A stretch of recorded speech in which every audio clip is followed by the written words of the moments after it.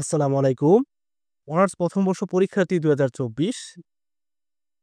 আজকের ভিডিওতে আমরা নন মেজর পদার্থ ১ চূড়ান্ত একটি সাজেশন দিব।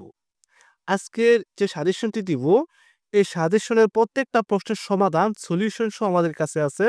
তোমরা চাইলে স্বল্প মূল্যে সলিউশন সহ আমাদের কাছ থেকে সংগ্রহ করতে পারবে। তো চলো গুরুত্বপূর্ণ প্রশ্নগুলো এক নজরে দেখে নেওয়া যাক। আমরা যে প্রশ্নগুলো দিয়েছি, ১ নাম্বার প্রশ্নটা হচ্ছে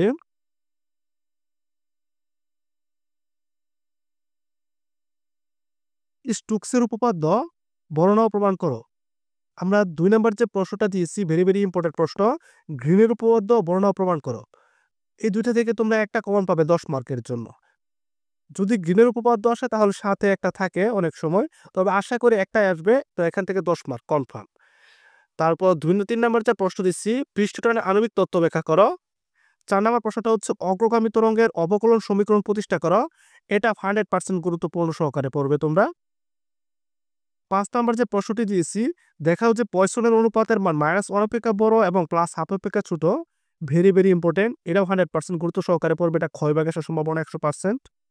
৬ নাম্বার প্রশ্নটা হচ্ছে প্রান্তিক বেগের রাশিমালা নির্ণয় করো। ৭ নাম্বার প্রশ্নটা হচ্ছে ভেরি ইম্পোর্টেন্ট প্রশ্নটা গয় ব্যাগে আসতে পারে। হাইগেনের নীতি হতে কিভাবে আরোধ প্রতিসরণের সূত্র পাওয়া যায়। ৮ নাম্বার প্রশ্নটা হচ্ছে ভেরি এটা ক্ষয় ভাগে আসতে পারে এবং গয় ভাগে আসতে পারে, তো ক্ষয় ভাগে আসার সম্ভাবনা বেশি। মুক্তিবেগের রাশিমালা নির্ণয় করো।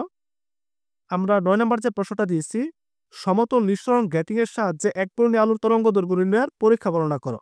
তো এই প্রত্যেকটা প্রশ্নের সমাধান কিন্তু সহজভাবে আমাদের যে হ্যান্ডবুকটা আছে, আমাদের সহজভাবে সুন্দর করে দেওয়া আছে। তোমরা চাইলে হোয়াটসঅ্যাপ নাম্বারে যোগাযোগ করতে পারো। কমেন্ট বক্সে হোয়াটসঅ্যাপ লিঙ্ক দিয়ে রাখবো। সরাসরি হোয়াটসঅ্যাপ লিঙ্কে ক্লিক করলে সরাসরি আমাদের হোয়াটসঅ্যাপ নিয়ে যাবে। তো সেখানে মেসেজ দিলে তোমরা আমাদের কাছ থেকে এটা সংগ্রহ করতে পারবে। প্রত্যেকটা প্রশ্ন সমাধান এবং এটার সাথে কয় ভাগের সমাধান তোমরা পাবা। অর্থাৎ তোমাদের আলাদা কোনো বই পড়তে হচ্ছে না, কোনো কিছু পড়তে হবে না, এটুক পড়লেই চলবে। আর সমাধানগুলো আমরা সহজ এবং শর্টকাট টেকনিকে আমরা উপস্থাপন করেছি, যাতে তোমরা সম্পূর্ণ নম্বর পাও।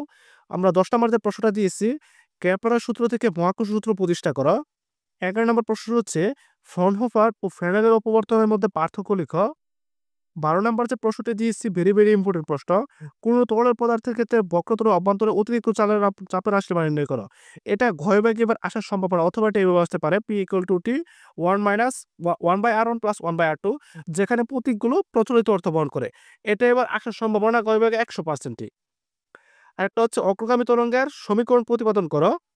১৪ নম্বর প্রশ্নটা হচ্ছে অগ্রগামী তরঙ্গের শক্তি রাশিমালা নির্ণয় করো। এই যে এখানে আমরা ২টা প্রশ্ন দিচ্ছি, আর আমরা এখানে উপরে একটা অগ্রগামী তরঙ্গের অবকলন সমীকরণ, এই ৩টা থেকে তোমরা ২টা, একটা তো কমন পাবাই, ২টা কমন পাওয়ার সম্ভাবনা আছে, একটা ক্ষয় ভাগ একটা গয় ভাগে। ১৫ নম্বর প্রশ্নটা হচ্ছে B2 ব্যতিচারের মধ্যে পার্থক্য লিখো। তো যারা এখনো আমাদের নাইমেটিক চ্যানেলে যুক্ত হও নাই, তারা অবশ্যই অন্যান্য সাবজেক্টগুলির সাজেশন এবং সলিউশন সহ পেতে আমাদের সাথে যুক্ত হবা। ১৬ নম্বর প্রশ্নটা হচ্ছে ব্যতিচার ও অপবর্তনের মধ্যে পার্থক্য লিখো। ১৭ নম্বর প্রশ্নটা হচ্ছে গুণনশীল কোনো বস্তুর গতিশক্তির রাশিমালা নির্ণয় করো। ১৮ নম্বর প্রশ্নটা হচ্ছে কৌণিক ভরবেগের সংরক্ষণশীল নীতি প্রতিপাদন করো। ব্যাগটি কিন্তু ১০০% গুরুত্বপূর্ণ, খুব সহকারে পড়তে হবে। সরল দোলকের ক্ষেত্রে শক্তির সংরক্ষণ নীতি প্রতিপাদন করো। ২০ নম্বর প্রশ্নটা হচ্ছে একটা ম্যাথ দিয়েছি, তো দেখাও যাতে ব্যাগটি সলিনোডাল। পরে আরেকটা ম্যাথ দিয়েছি, এই যে এখানে ২টা ম্যাথ দিয়েছি, এই ২টা থেকে তোমরা খ বিভাগে অথবা গ বিভাগে ৪ মার্কের জন্য একটা কমন পাবা। ৪ মার্ক অথবা ৩ মার্কের জন্য আসতে পারে। খ বিভাগে আসলে ৩ মার্ক আসবে এবং খ বিভাগে আসলে ৪ মার্ক।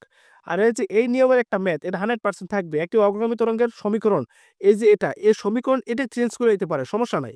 তো এখানে বিস্তার বলা হবে তোর কম্পাঙ্ক, তরঙ্গ দৈর্ঘ্য এবং তরঙ্গ বেগ। এই ম্যাথটা যদি তোমরা ভালো করে শিখো, তাহলে এই যাবতীয় সকল সমাধানই তোমরা করতে পারবে ম্যাথগুলা। তো আমাদের নোটের সমাধানে কিন্তু এটা সুন্দরভাবে সমাধান করা হচ্ছে, যাতে তোমরা বাকি অন্যান্য সাবজেক্টগুলো এখানে কিন্তু যে মানগুলো আছে এগুলো চেঞ্জ করে আসতে পারে, ঠিক আছে? তো এগুলো তোমরা সুন্দরভাবে সমাধান করতে পারবে। ২৪ নাম্বার আরেকটা ম্যাথ দিয়েছি, বলছি বর এবং ঘনত্ব নির্ণয় করো। ২৫ নাম্বার প্রশ্নটা হচ্ছে স্প্রিং দ্বারা সম্পাদিত কাজের রাশিমালা নির্ণয় করো, অথবা এটা এভাবে আসতে পারে।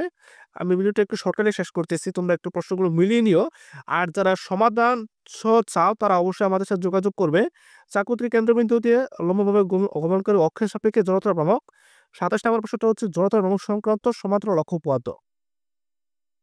এবং ২৮ নম্বর প্রশ্নটা হচ্ছে মহাকর্ষীয় ক্ষেত্রফল ও বিভবের মধ্যে সম্পর্ক, প্রশ্রয়ের সূত্র। ৩০ নম্বর ষোলনের মধ্য দিয়ে পয়সলের সমীকরণ। এবং ৩১ নম্বর হচ্ছে এখানে ৪টা ম্যাথে ভেরি ইম্পর্টেন্ট, ৪টায় আসার সম্ভাবনা ১০০%। যেকোনোটা আসতে পারে, তো কমপক্ষে ৪ টা থেকে ২ টা কমন থাকবে আশা করি। তো এখানে যে ম্যাথগুলি দিয়েছি বা প্রশ্নগুলো দিয়েছি, এই প্রত্যেকটা প্রশ্নের সহজ সমাধান তোমরা আমাদের কাছে পাবে। তো অবশ্যই সমাধান সহ কয় ভাগে সমাধান সংগ্রহ করতে অবশ্যই আমাদের কমেন্ট বক্স থেকে হোয়াটসঅ্যাপ নাম্বারে ক্লিক করলেই হবে। হোয়াটসঅ্যাপ লিঙ্ক দেওয়া থাকবে। সরাসরি হোয়াটসঅ্যাপ লিঙ্কে ক্লিক করলে তোমরা আমার সাথে যোগাযোগ করে এই সমাধানটাও সংগ্রহ করতে পারবে। তো তো দেরি না করে এখনই সংগ্রহ করে ফেলো। তো আজকের ভিডিওটি এ পর্যন্তই। ধন্যবাদ সকলকে।